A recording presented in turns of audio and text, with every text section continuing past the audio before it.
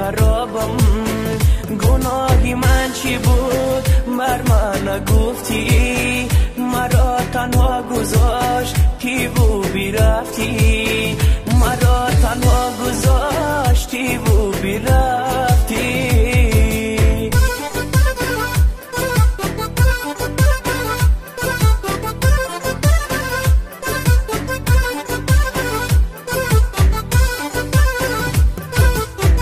گلی نازم بگو در چی خیالی، پریشان خاطی رو آشفته حالی.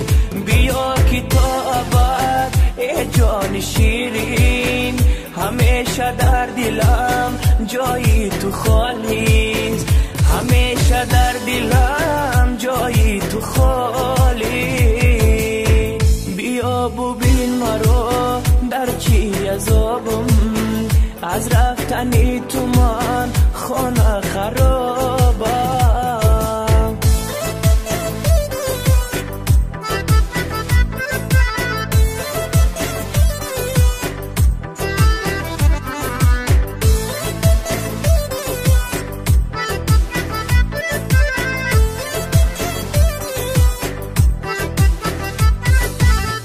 تو رو من دیده بودم روزی باران، با تو گفتم تمامی درد هجران.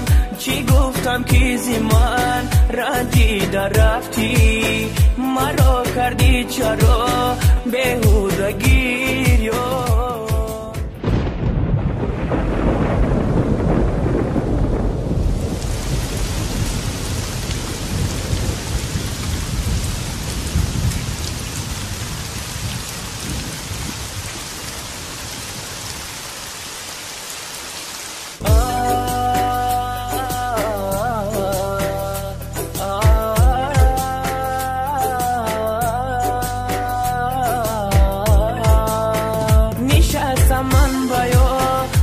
زیر باران بیخواندم من سرود از قلب سوزان.